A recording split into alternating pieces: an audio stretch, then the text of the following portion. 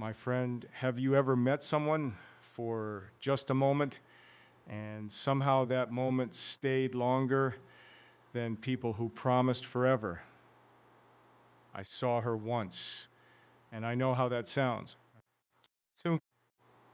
Too simple, too fragile, too easy to dismiss. But don't pretend you haven't felt it.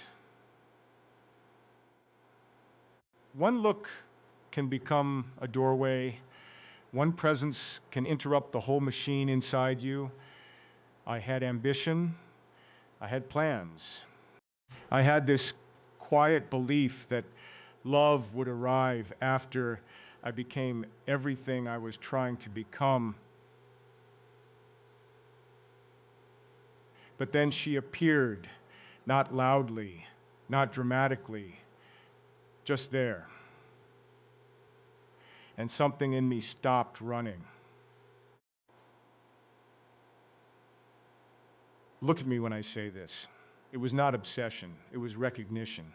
She became a mirror, not of my face, but of my unfinished heart, my hidden fears, my quiet hopes, and the man I was still becoming.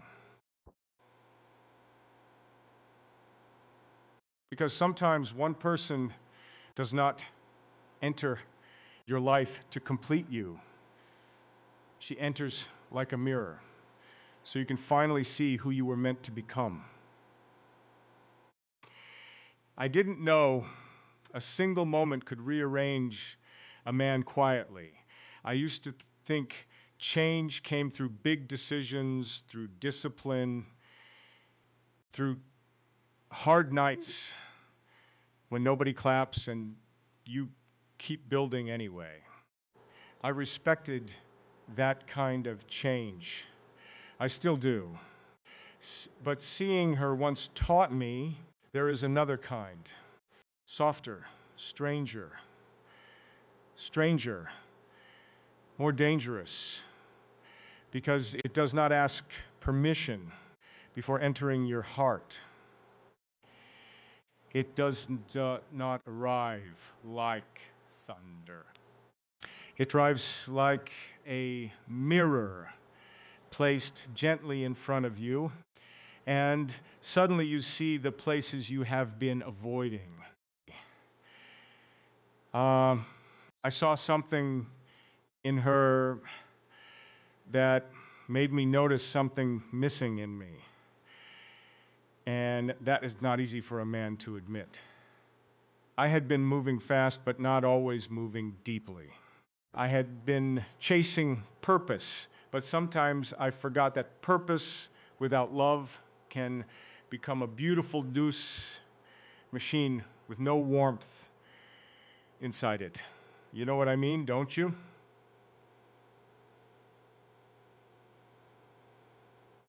You can be strong and still be tired.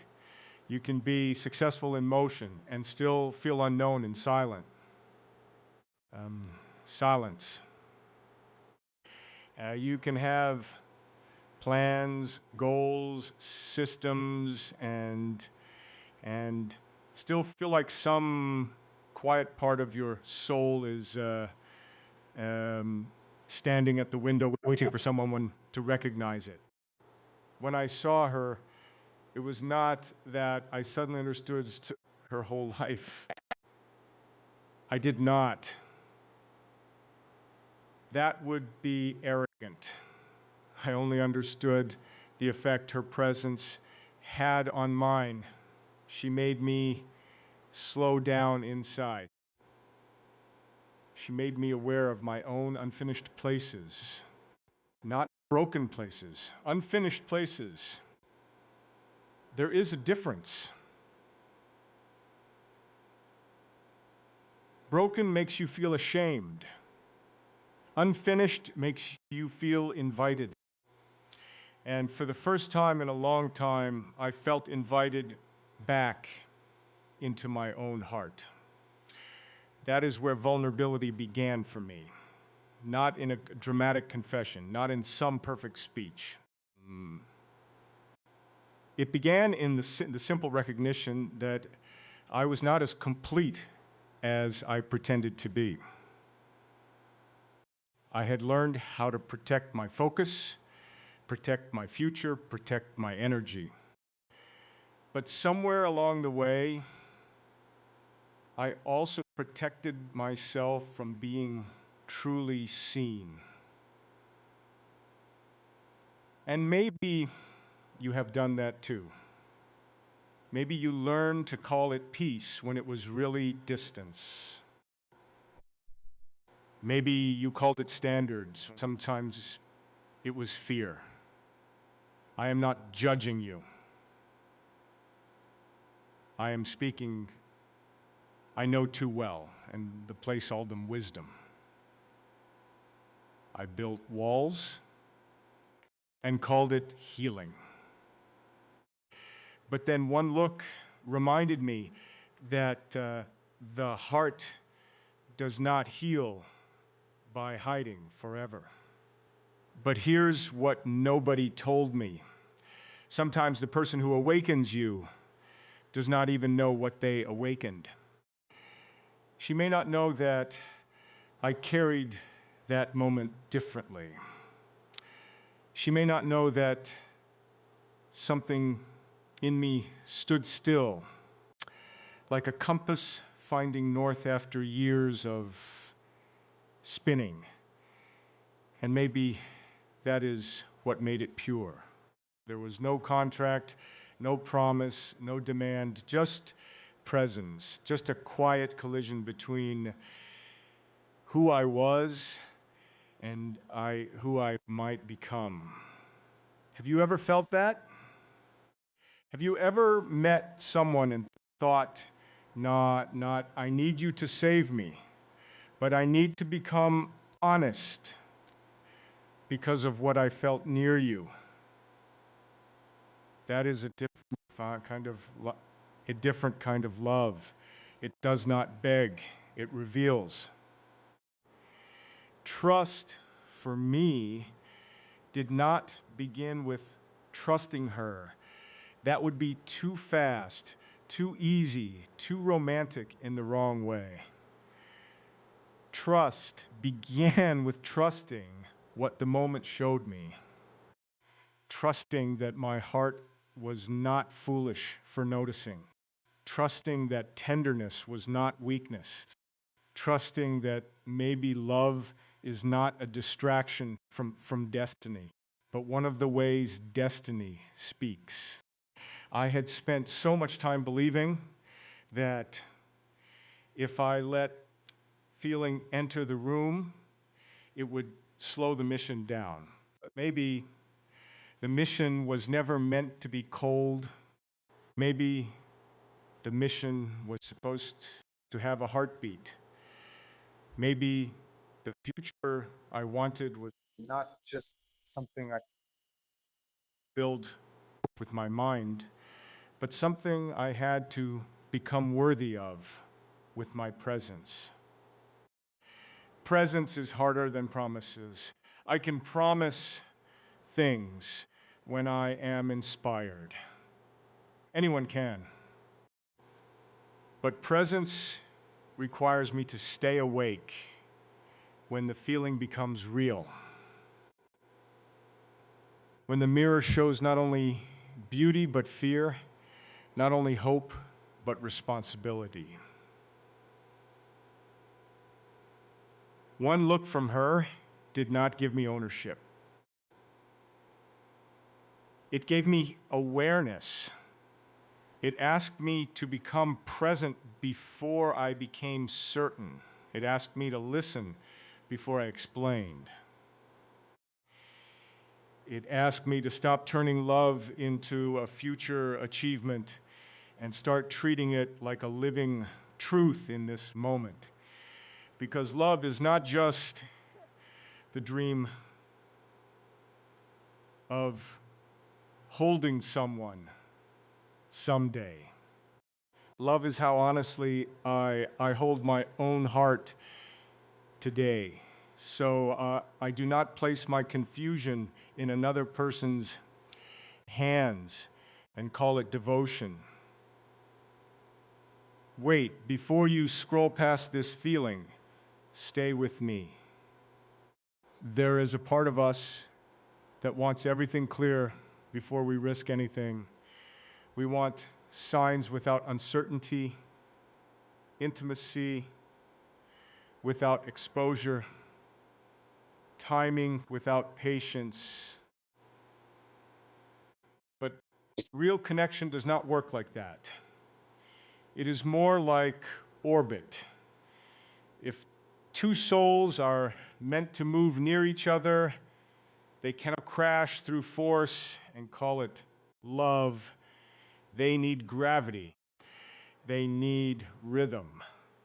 They need distance that teaches us respect, and closeness that teaches courage. I saw her once and did not feel the need to chase the moment like a desperate man. I felt the need to become stable enough to honor what the moment reflected. That surprised me most. Growth began there in the quiet after.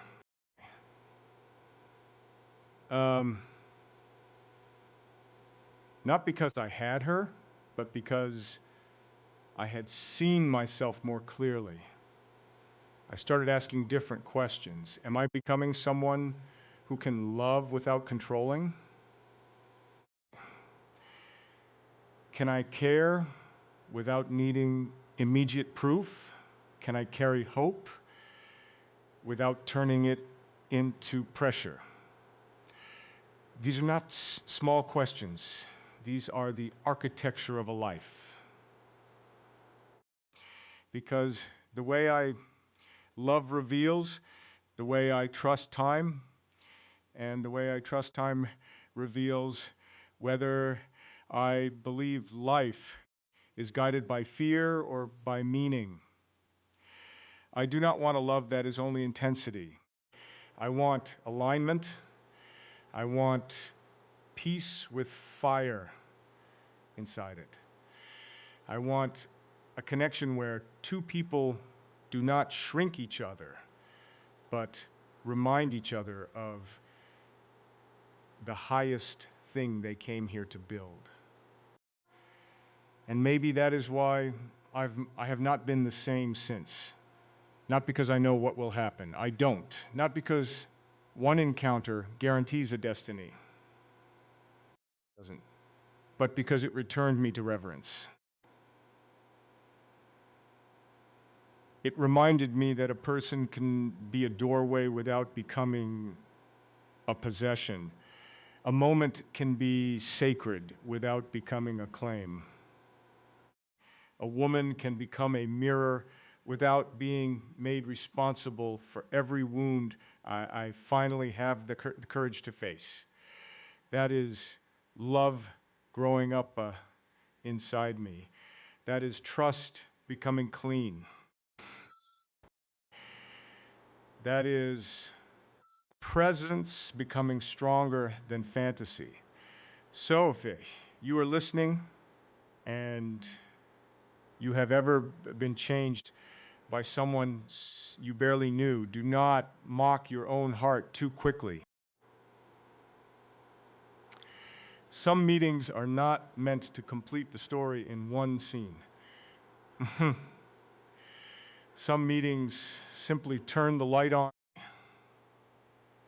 I thought trust was something two people built only after long conversations, after time had tested them, after life had placed pressure on their promises and proved what was real. And maybe that is still true in one way. Trust is not cheap. Trust is not a feeling you throw into the air because your heart became excited for a moment.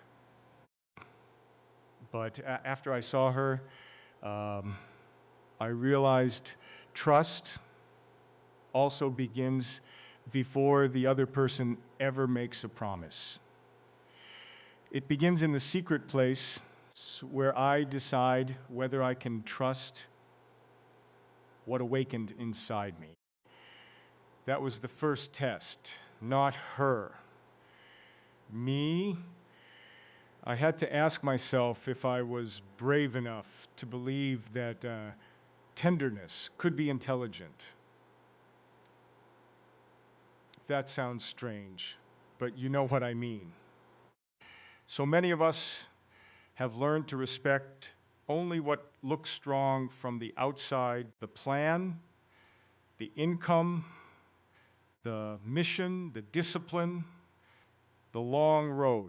I still respect all of that, but I no longer worship it without question.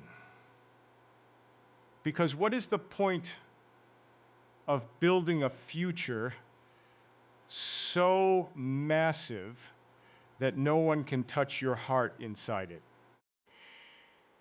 What is the point of becoming powerful if your inner world becomes too defended to receive love? Look at me when I say this. She did not make me weak. She made me honest. There is a huge difference. Weakness collapses the self. Honesty reveals the self. When I remembered her presence, I did not feel like I wanted to abandon my purpose. I felt like I wanted my purpose to become warmer, cleaner, more human.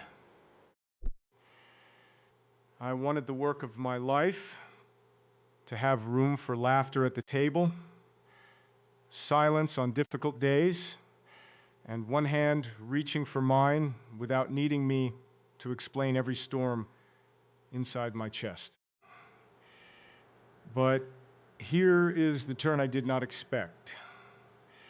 I realized I had been confusing control with trust. I thought if I could predict everything, I would finally feel safe. If I could understand every emotion, every possibility, then maybe I would not get hurt. But love does not move like a machine. It moves like weather over an ocean. You can study it, respect it, prepare for it, but you cannot dominate it without losing the very beauty that made you look up in the first place. That frightened me more than I wanted to admit. Because I am a man who likes direction. I like clear roads. I like building things that respond to effort.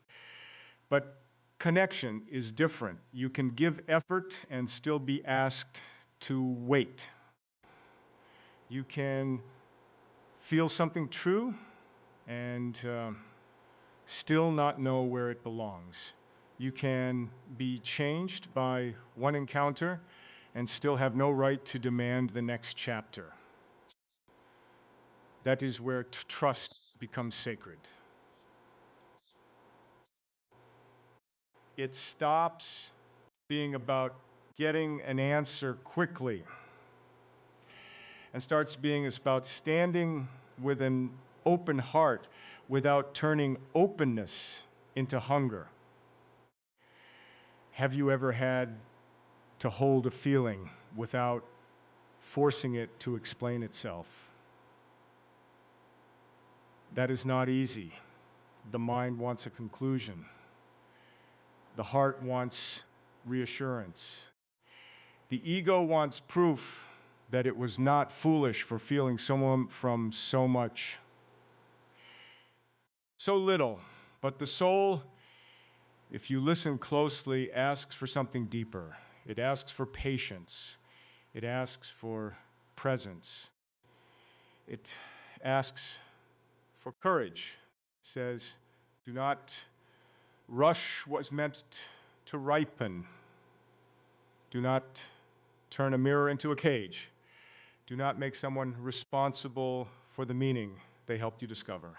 I began to understand that presence is the first language of real love, not performance, not possession, not the dramatic need to be chosen immediately. Presence, the ability to sit with what is true without decorating it, exaggerating it, or running from it. When I think of her now, I do not want to turn her into a fantasy. I want to let the moment remain honest. She was a woman I saw once, and in that seeing, something in me became still enough to hear my own heart again. That is not small. And wait, before you reduce this to romance, hear me. This is bigger than attraction. Attraction can pull the eyes, but recognition pulls the soul. Attraction says, I want. Recognition says, I remember. I remembered a part of myself that believed love could be gentle and still quiet and still life-changing. I remembered that destiny does not always shout. Sometimes it passes by softly, and if you are too busy proving that you need nothing, you miss the invitation completely. That is why I started growing differently. I stopped asking only what I wanted from love, and I started asking what love would require from me. Would it require patience where I used to rush? Yes. Would it require humility where I used to hide behind certainty? Yes. Would it require me to become emotionally honest without becoming emotionally reckless? Absolutely. Love, when it is real, does not just give you a feeling. It gives you a responsibility to become more whole, because someone else's heart is not a place shelter for your unfinished chaos. Seek shelter without accountability. I think that is what she mirrored most clearly. Not my loneliness, but my capacity. Not just what I lacked, but what I could become if I stopped treating love like a reward at the end of achievement. Love is not a trophy waiting beyond the finish line. Love is the fire that teaches you why the journey matters. It is the balance in the orbit, the gravity that keeps ambition from becoming exile. And if one brief encounter could remind me of that, then maybe it was not brief at all. Maybe some moments are small only in time, not in meaning. I used to believe that if something mattered, I had to move toward it immediately. That was my instinct. Build the bridge, make the call, solve the distance, turn uncertainty into action before it had the chance to become pain. But after seeing her once, I started learning a discipline I had avoided for years. The discipline of presence, not chasing, not retreating, not pretending the moment meant nothing, just standing in the truth of what I felt without trying to own it. That may sound simple, but to me, it was one of the hardest things. Because presence asks a man to be awake without being impatient, open without being desperate, and hopeful without turning hope into pressure. I had always respected promises. Promise feels solid. They sound like architecture. They make the future seem less wild. But presence is different. Presence does not just say, I will be there someday. Presence says, I am here now, honestly, with what is in front of me. And I realize that so much of what people call love is really a negotiation with fear. We ask for promises because we are terrified of uncertainty. We demand certainty because we are afraid our hearts will make fools of us. I understand that fear. I have carried it too. But I am starting to believe that a promise without presence is just a beautiful room with no one living inside it. When I remembered her, I did not remember a speech. I did not remember some grand declaration. I remembered a feeling of stillness. I remembered how something in me became quiet enough to notice my own inner noise. That was the mirror again. She reflected the part of me that had been moving too fast to be truly available. Not available in the surface way. Not just free on a calendar. I mean emotionally available. Spiritually available. Present enough to be touched by life without immediately turning it into strategy. Have you ever realized that you were physically somewhere, but your heart was always arriving late? And that realization humbled me because I saw how often I had lived one step ahead of the moment.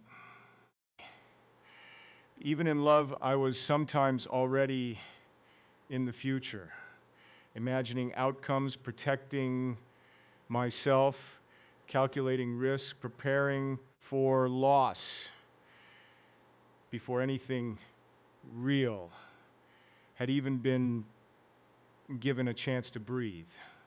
I thought that made me wise. Maybe sometimes it did, but sometimes it made me absent. It made me miss the sacredness of what was happening now. Wait, before you look away from that, ask yourself this. How many beautiful things have you mentally left before they had the chance to hold you? I do not want to live like that anymore.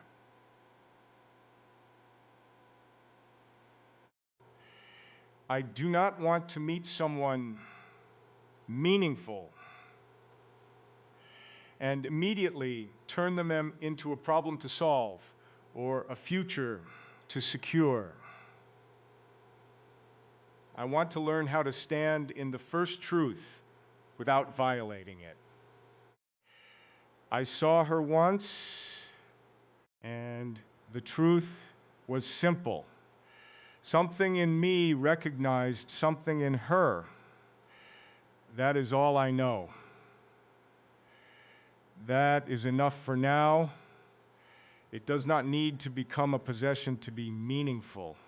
It does not need to become a plan to be sacred. Some moments are like seeds. If you dig them up every day to check whether they are becoming trees, you destroy the very life you are trying to protect. Presence is patience with breath inside it. Oh. It is not passive. It is not weakness. It is not sitting back because you are afraid. Real presence requires strength because you have to feel everything without letting everything control you. You have to honor the pull without becoming ruled by it. You have to let love teach you without making love obey you. That is the kind of trust I am learning. Trust in timing. Trust in the unseen work. Trust that what is meant to grow does not need to be grabbed by the throat. It needs space. It needs light. It needs consistency. It needs a heart that is steady enough to not panic in the silence. But here is the part I did not expect. Presence made me more ambitious, not less. I know people think love softens your edge until you stop reaching for the stars. I think the opposite can happen when love is clean. It can sharpen your purpose because it reminds you what all the building is for. When I felt that quiet recognition, I did not want to escape my mission. I wanted to bring more soul into it. I wanted to build a life that had room for another heartbeat. I wanted my future to be impressive, not only from the outside, but safe from the inside. That changed the design of everything. Because what is success if I cannot sit across from someone and be real? What is progress if I become too armored to receive tenderness? What is victory if my nervous system only understands pressure and never peace? I am not saying love replaces purpose. I am saying love gives purpose a home. It brings the human back into the vision. It says, build, yes, but do not forget why.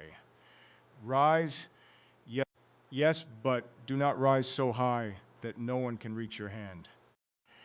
Become strong, yes, but not so strong that softness feels like a threat. You know what I mean? You have felt that hunger too. Growth, for me, now looks quieter than it used to. It looks like listening to my own heart without exaggerating it.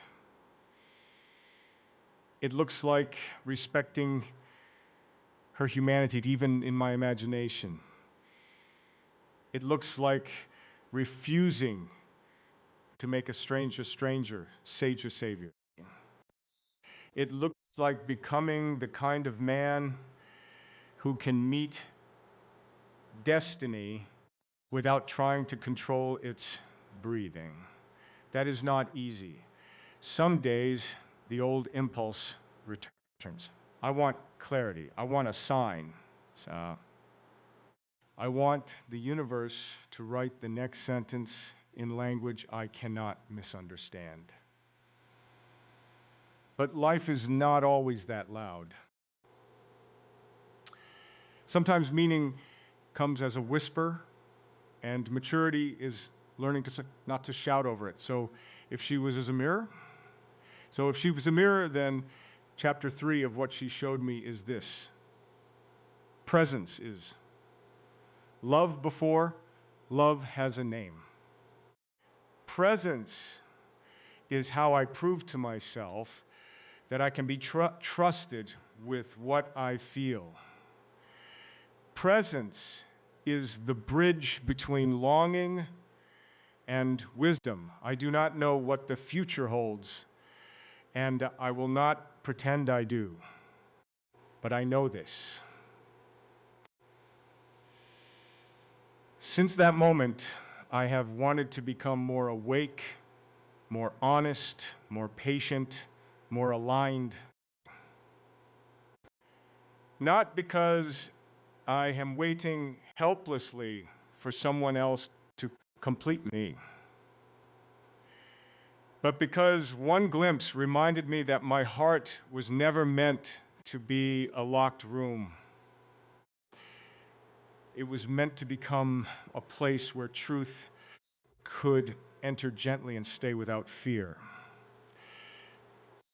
The strange thing about growth is that it often begins before you can explain why you are changing. I did not wake up one morning with a map. I did not hear a voice telling me exactly what she meant. I only noticed that my old ways no longer fit as comfortably. The defenses I once respected started feeling heavy. The distance I once called peace started sounding like avoidance. And the speed I once worshipped began to look like a man running from the stillness where truth waits. She did not hand me a lesson. She became the reflection that made the lesson impossible to ignore. Growth is not always expansion. Sometimes growth is subtraction. It is removing the need to perform certainty when you are actually afraid. It is removing the pride that says you should not be moved by someone you barely know. It is removing the quiet cynicism that pretends to be maturity. I had to admit that I was affected. And I had to admit it without turning that feeling into a demand. That was new for me. Usually, when something mattered, I wanted to convert it into movement. But this time, the movement had to begin inside. Maybe you understand that. Maybe you have carried a moment like a small flame in your chest, not because you wanted to dramatize it, but because it kept lighting corners you had forgotten. I looked at my life differently after her. I looked at my ambition and asked whether it was still connected to love or whether it had become a tower I was building, so no one could reach me. I looked at my patience and saw how thin it was. So I looked at my heart and saw that it wanted depth, but feared the cost of being known. But here's the part that unsettled me. I did not just miss something I never had. I missed the man I would have become if I had trusted love earlier. Not reckless love, not childish love, not the kind that confuses intensity with destiny. I mean the kind of love that strengthens your spine because your heart is no longer split in two. the kind that gives the mission a face, a home, a reason to breathe.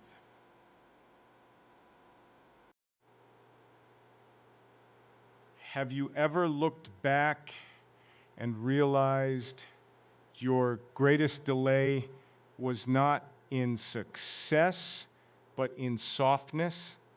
I am not saying I should have known her. I am not saying life owed me anything because I felt something. That would be unfair to her and dishonest to me. What I am saying is that one encounter can reveal the architecture of your inner life. It can show you where the beams are strong and where the foundation quietly trembles. When she became that mirror, I saw my desire for connection, but I also saw my fear of dependence. I saw my longing to be chosen, but I also saw my hesitation to be fully available. That is an uncomfortable mirror. It does not flatter you. It loves you too much for that. It shows the contradiction without cruelty. I wanted a love that felt like alignment, yet I was still learning how to align with myself. I wanted someone to feel safe with me, yet I still had rooms inside I had not entered with honesty. I wanted timing to be divine, yet I kept trying to control every clock. Do you feel the tension there? The heart wants surrender, but the ego wants guarantees signed in advance. Wait, before you judge yourself for that, hear me. Fear is not proof that love is absent. Fear is often the doorway love must pass through to become mature. I used to think courage meant feeling nothing. Now I think courage means feeling the tremble and still choosing truth. It means saying, I do not know what this moment will become, but I refuse to become smaller because it touched me. I refuse to turn wonder into shame. I refuse to punish my heart for recognizing beauty before my mind had a complete explanation. That refusal became growth, quiet growth, the kind nobody sees because it happens beneath the surface of your behavior. I became more careful with my imagination. I stopped building entire futures on top of a single memory. I also stopped pretending the memory meant nothing. I held it like a seed, not a contract. A seed carries possibility, but it still respects seasons. It does not demand spring in the middle of winter. It does not accuse the soil of betrayal because roots are invisible. It simply grows where patience allows it to grow. And maybe that is what timing really is. Not the universe withholding love to punish us, but life teaching our inner world how to hold what we say we desire. If I received everything I wanted before I learned presence, I might have damaged it with urgency. If I was handed closeness before I learned restraint. I might have mistaken access for intimacy. That thought shook me because sometimes the delay is not rejection. Sometimes the delay is protection from the version of you that would have mishandled the blessing. So I am learning to become someone love can trust, not someone perfect. Perfect is cold. Perfect is unreachable. I mean, someone present enough to listen, humble enough to wait, honest enough to admit fear, and strong enough to keep building without making achievement a hiding place. If she ever knew what she reflected in me, I hope she would not feel burdened. I hope she would feel honored, gently, freely, without pressure. Because this is not about making her responsible for my becoming. It is about blessing the mirror that helped me see. I saw her once, and I have been growing ever since, not toward possession, but toward meaning, toward readiness, toward a love patient enough to arrive clean. And maybe that is where my real future quietly begins with grace.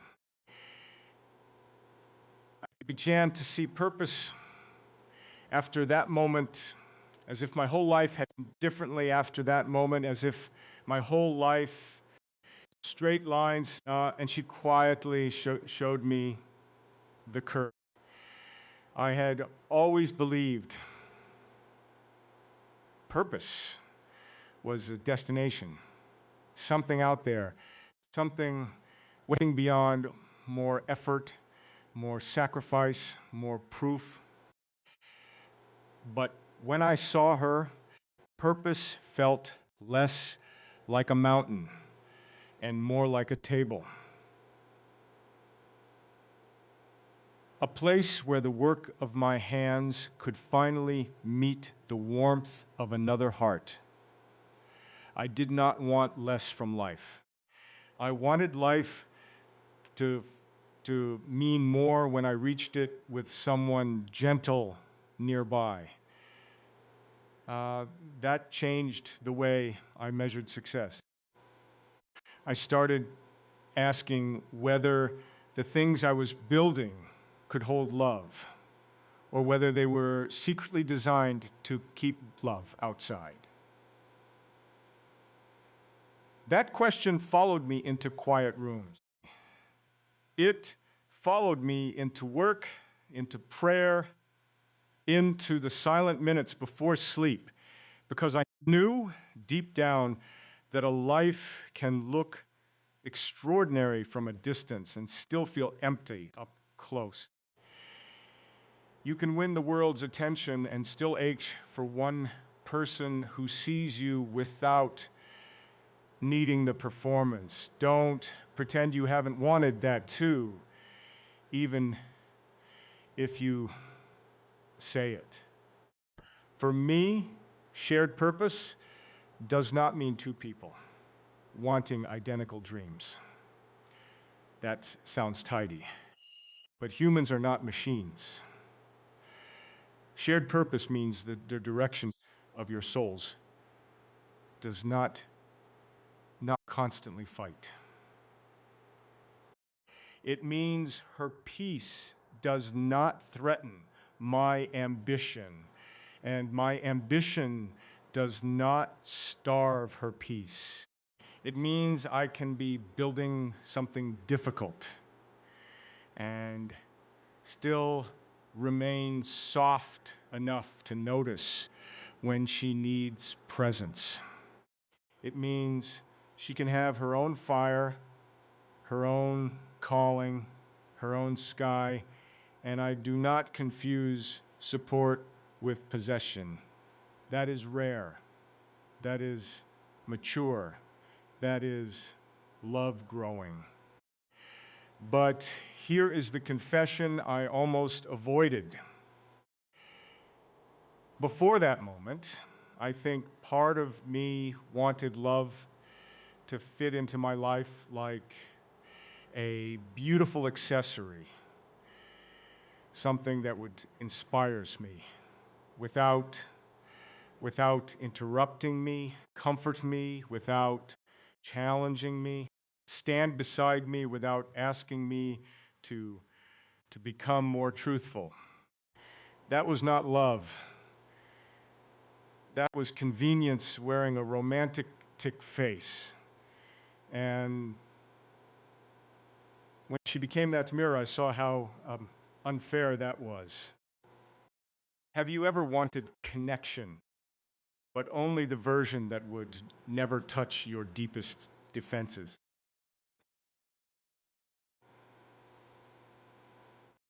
That truth changed the room inside me completely forever. I do not want a love that simply applauds me. Applause is easy to misunderstand. It can feed the part of a man that wants to be admired more than known. I want a love that can sit with me after the applause fades, when the lights are off, when the plan is uncertain, when the strong voice gets quiet. I want the kind of connection where nobody has to pretend the mission is painless, where silence is not failure, where tenderness is not treated like a weakness that must be managed in secret just to survive another day alone. That is why emotional alignment matters more to me now than chemistry alone. Chemistry is the spark, and sparks are beautiful, but alignment is the system that keeps the fire from burning the house down. Alignment says we do not have to understand everything instantly, but we must care about how our energy affects each other. Alignment says, my fear cannot become her burden, and her silence cannot become my battlefield. It says love is not just what we feel when closeness is easy. It is how we honor each other when uncertainty asks for patience and emotional discipline daily. And maybe that is what I saw in her without even knowing the details of her life.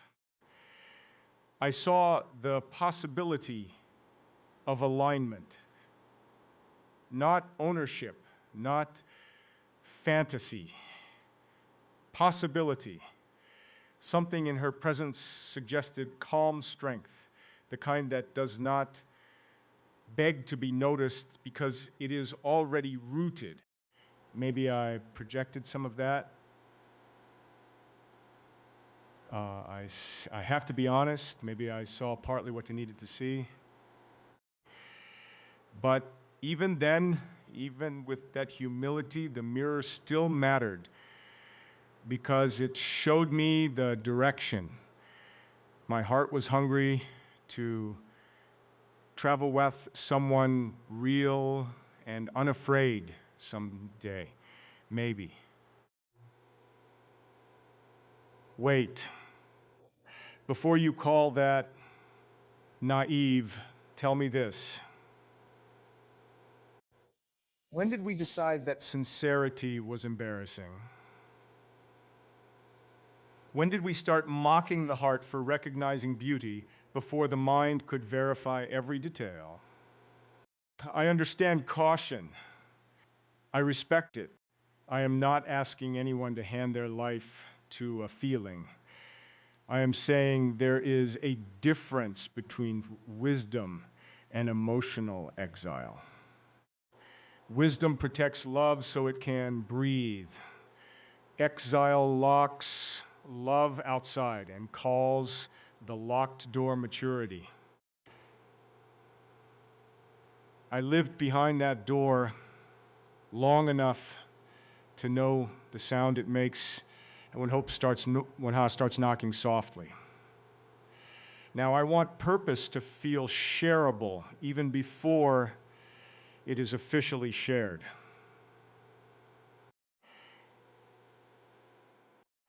I mean, I want to live in a way that would not frighten love away if it arrived tomorrow. I want my habits, my words, my pace, and my inner architecture to have room for another soul. Not because I am incomplete without her, but because I am more truthful when I admit I was made for connection. We all were.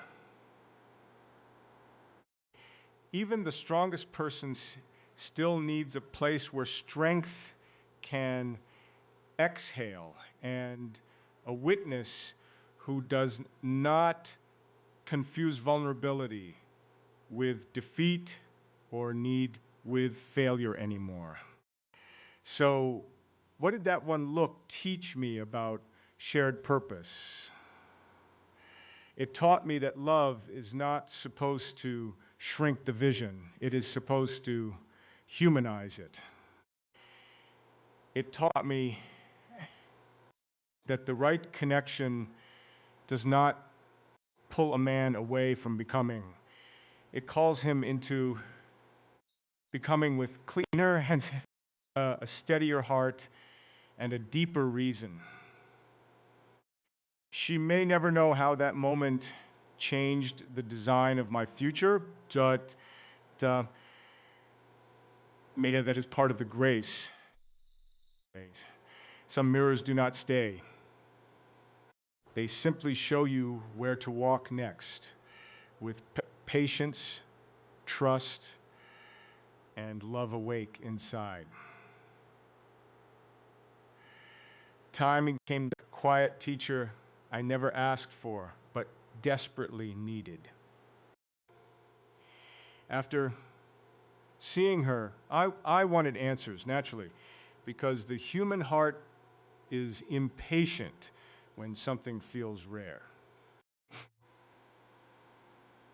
It wants to know whether the moment was a beginning, a warning, a blessing, or just beauty passing through. I wanted language for it. I wanted certainty around it. But life did not give me a schedule. It gave me a silence, and that silence started training me. It taught me that not every sacred thing arrives with instructions.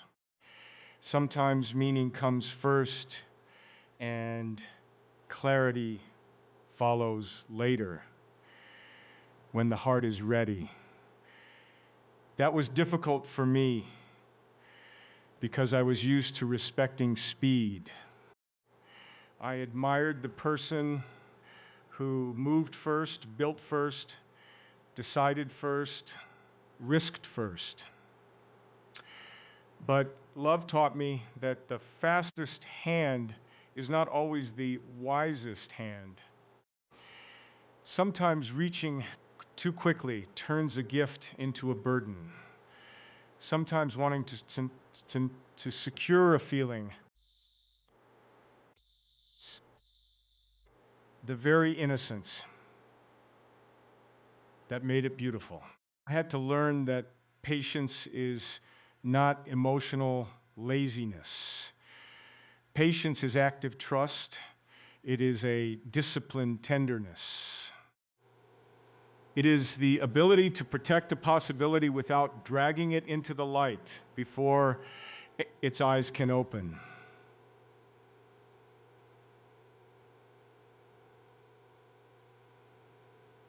Have you ever felt something meaningful and immediately become afraid of losing it? That fear can make you act like a storm. It can make you chase, assume, imagine, and demand, all while calling it love. I know that pattern. I have felt it rising in me like heat under the skin. But the mirror she became did not invite panic. It invited steadiness. It asked me to hold the moment with clean hands, not empty hands, clean hands. Hands that could appreciate without grabbing, remember without owning, and hope without turning hope into a cage for another soul. But here is where everything shifted. I realized that timing is not only about when two people meet, it is about what version of themselves they bring to the meeting.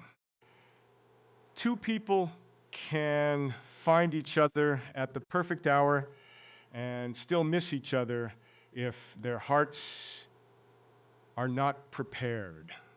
Two people can meet for one brief second, then carry that second like a seed until its life has softened it down. So I stopped asking only whether she was I started asking whether I was becoming someone able to honor what I recognized. That question made me quiet in a way success never could. It is easy to announce big dreams. It is harder to become emotionally safe enough for love to stand near you without flinching. I began noticing how impatience sometimes disguises insecurity. I wanted answers because answers would protect me from feeling exposed. I wanted certainty because certainty would save me from humility. But real love does not always rescue you from the unknown.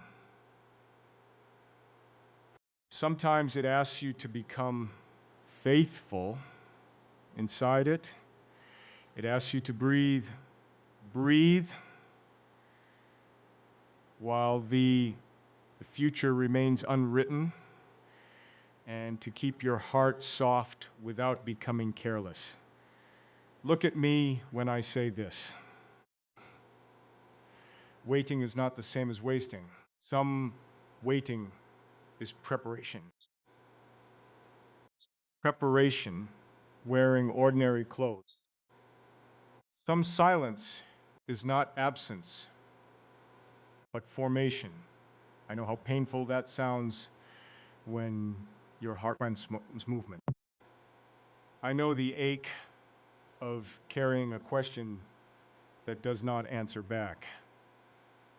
But maybe patience is how love removes the noise from desire.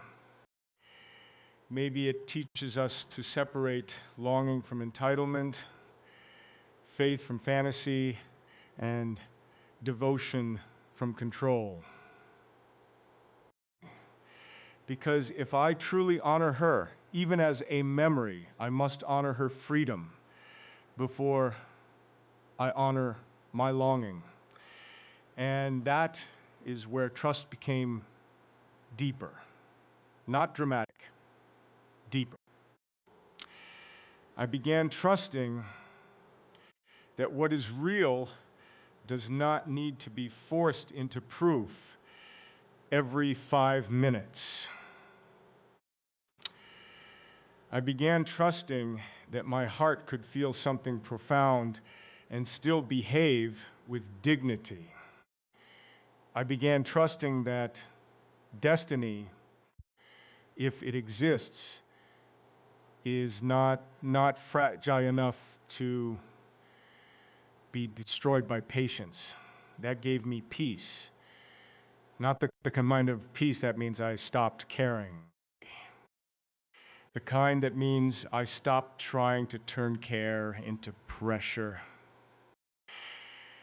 The kind that lets a man keep building without betraying the tenderness that awakened him. Wait, stay with me here. The most powerful connections are not always the ones that explode into some arrive like gravity, quiet, invisible. Yet they change the direction of everything. Presence did. I did not suddenly abandon who I was. I became more responsible for who I was becoming. My ambition started asking better questions. My loneliness started losing its shame. My idea of love became less about being rescued and more about being aligned. Because timing does not just bring people together. It reveals whether they can walk together without injuring each other. So now I bless the play, even when it hurts. I bless the questions, even when they keep me away.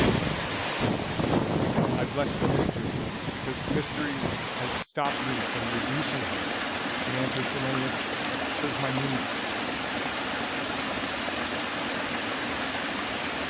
She is not a symbol I get to use.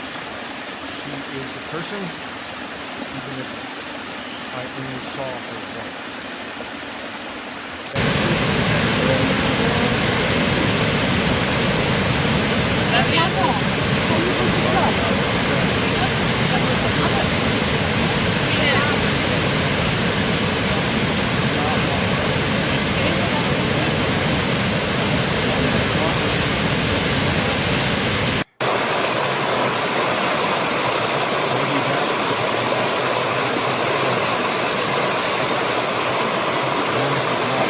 Give me possession.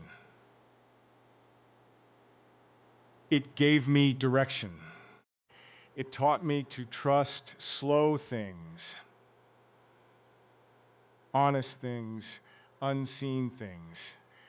It taught me that one look can become a compass if I do not turn it into a chain.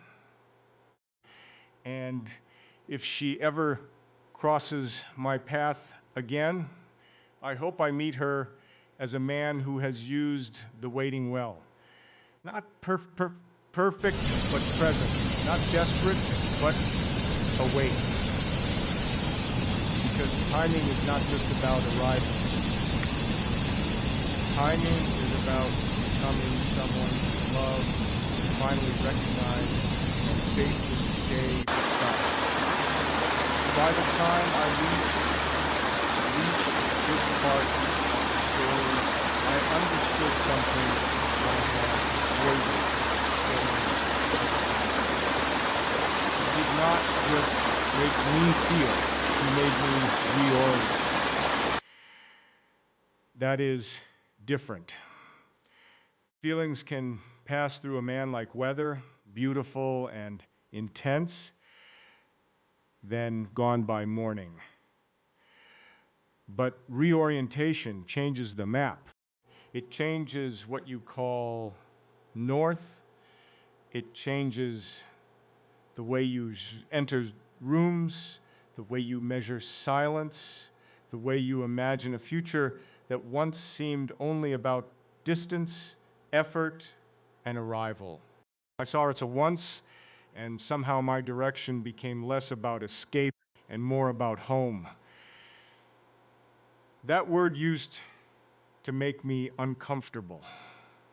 It's home. It sounded too soft for the kind of life I thought I had to build. I thought home was something you earned after the mission, after the mountain, after the world had been answered. But maybe home is not the opposite of ambition. Maybe home is the reason ambition becomes holy instead of hungry. Maybe home is not a place where movement ends, but the place where movement finally has meaning.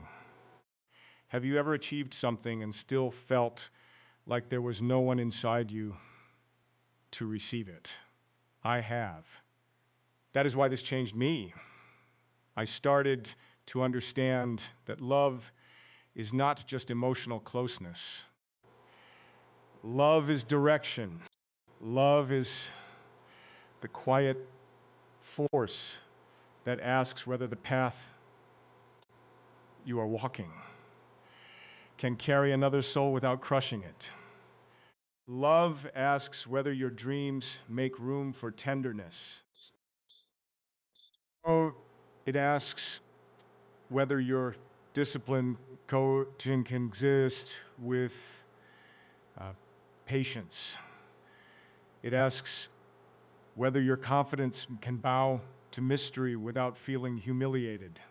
And if the answer is no, then maybe the dream needs redesigning, not because this dream is wrong, but because a dream without connection can become a beautiful machine drifting through space alone. But here is the soft truth I had to face. I had spent years becoming capable, yet I was still learning how to be reachable. Capability impresses people. Reachability heals them.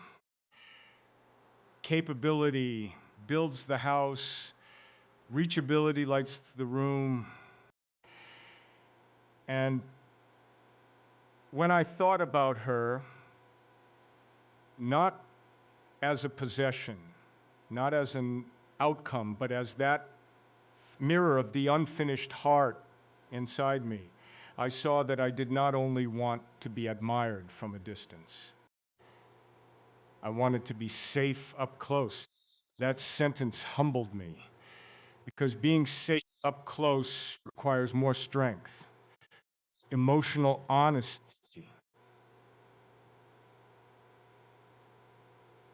It requires the courage to say, I am still learning.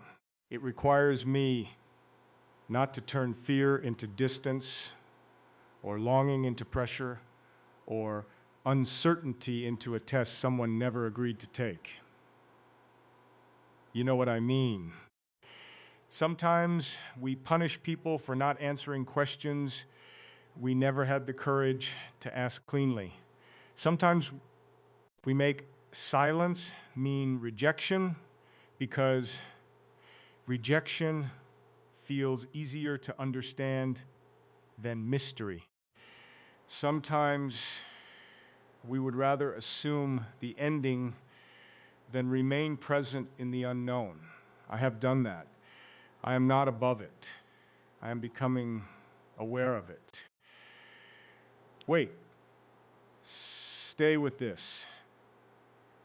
Awareness is not a small thing. Awareness is the first mercy. Once you see the pattern, you no longer have to worship it. Once you notice the wound, you no longer have to let it drive. That one encounter made me aware of the way I protected myself from love while pretending I was only protecting my peace. And yes, peace matters. But peace that cannot be disturbed by truth may not be peace at all. It may be isolation with better lighting. It may be fear, sitting very still. So I began choosing a different kind of strength. The strength to remain open without becoming naive. The strength to care without creating a prison. The strength to bless what I cannot control and still keep becoming. That is a hard balance. It is like holding fire in your hands without closing your fists around it. Too loose, and you deny the warmth. Too tight, and you burn what was never meant to be owned. Love, real love, asks for hands that can hold and release, protect and respect, want and still remain free. I think that is what destiny means to me now. Not a guarantee that someone will arrive exactly when I want them, in the form I imagined, carrying the answer I demanded. Destiny is deeper than that. Destiny is the strange mercy of being awakened in the direction of your becoming. Sometimes a person stays. Sometimes a person passes through. Sometimes she appears once, and that once becomes enough to make a man stop lying to himself.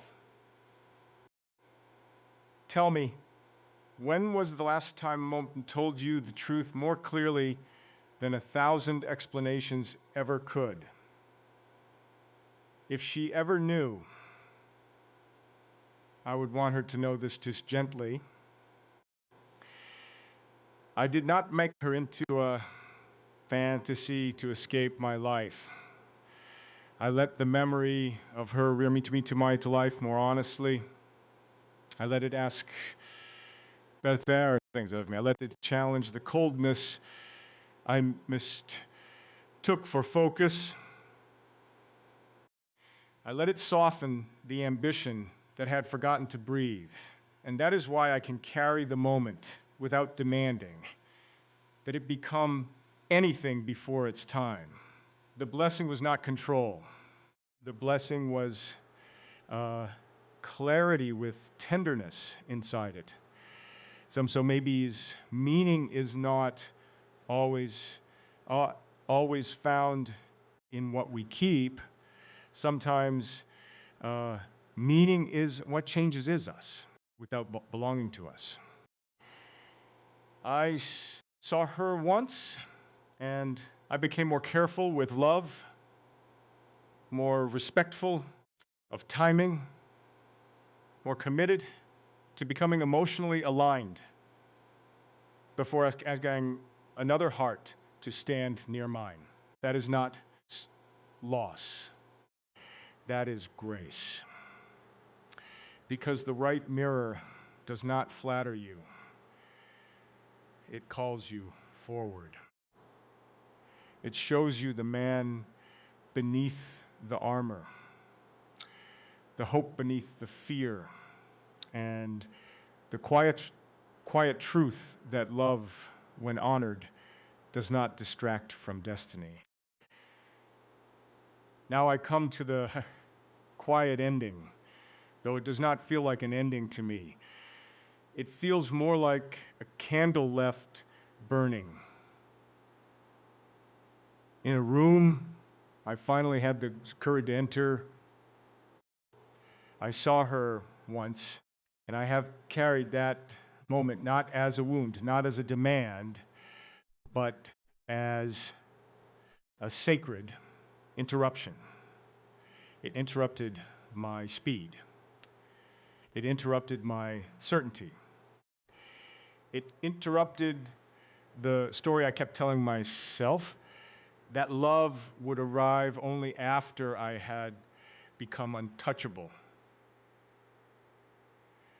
But love, I am learning, does not wait for armor. It waits for honesty, softly, patiently.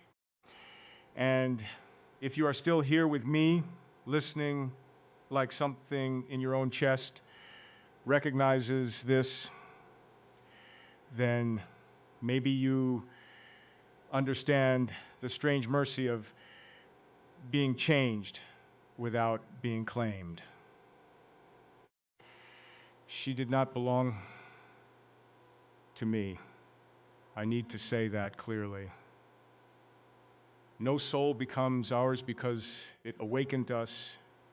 No woman becomes a destination because her presence revealed a road. The mirror was never a contract. It was a gift. And the only way to honor a gift is not to clutch it, but to let it teach you the shape of gratitude before desire turns heavy and loud. Vulnerability brought me to the mirror. Trust made me stay. Presence taught me how to breathe. Growth gave me discipline. And meaning finally gave the whole thing peace. That is the path I have walked through this memory. Not perfectly. Never perfectly. But honestly enough to know that love is not measured only by what happens between two people. Sometimes love is measured by what becomes possible inside one heart after another heart passes near it. Have you ever felt that a nearness that kept working long after the moment had disappeared from view, quietly, faithfully, almost invisibly within you? But here is the final turn, the one I had to earn slowly. I no longer want to be changed only by longing. I want to be changed by love in action, not loud action.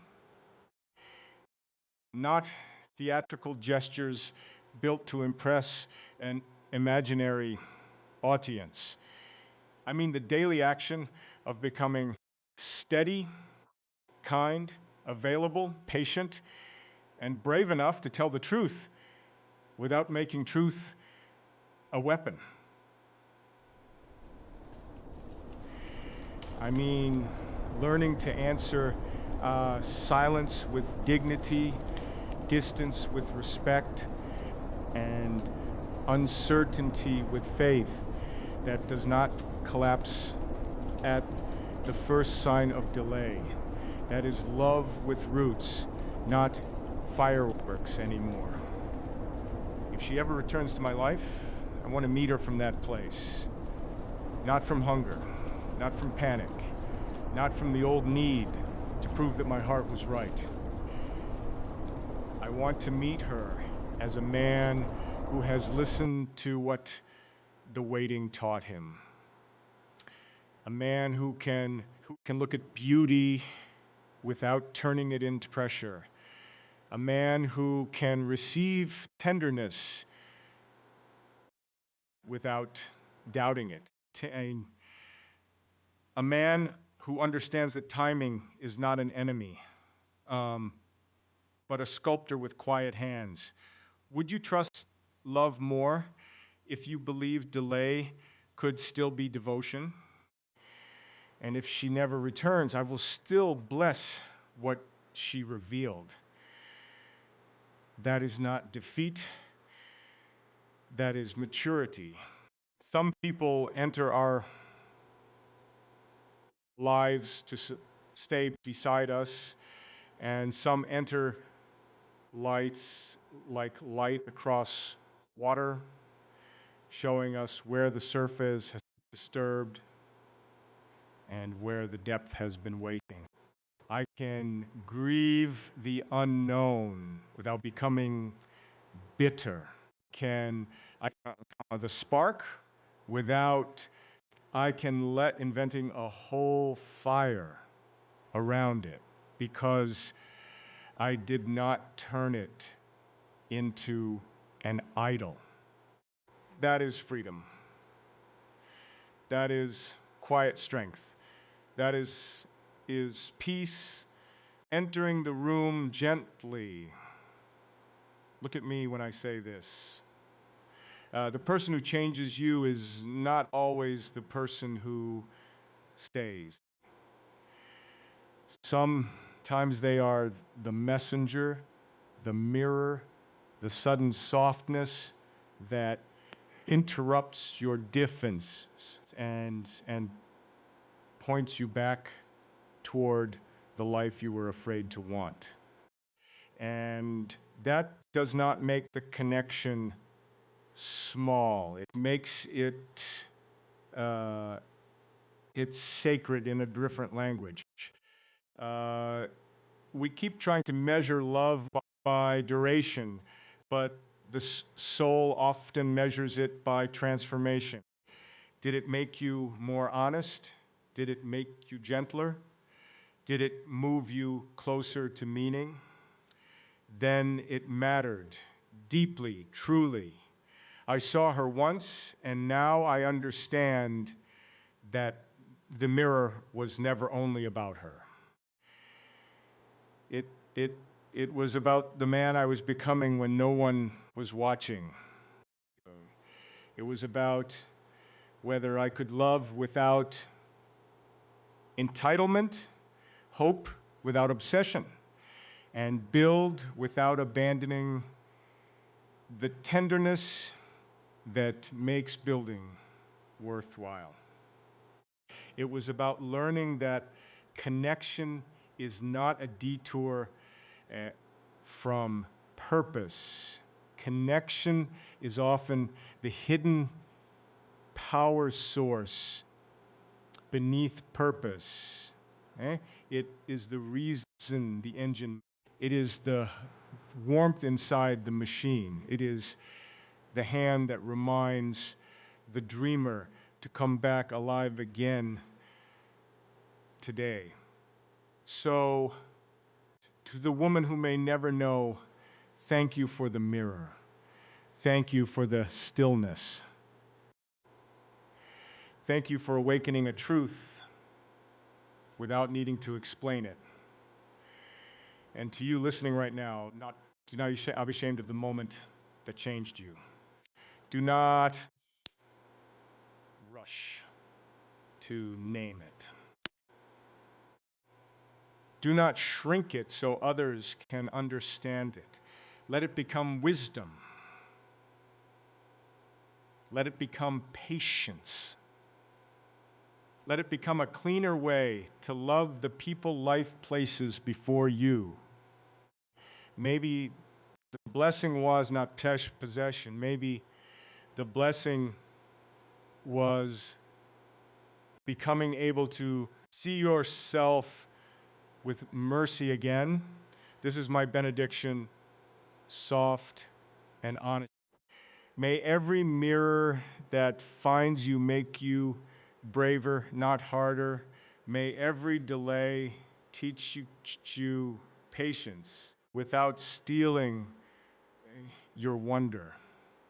May love meet you when your hands are open and your heart is steady.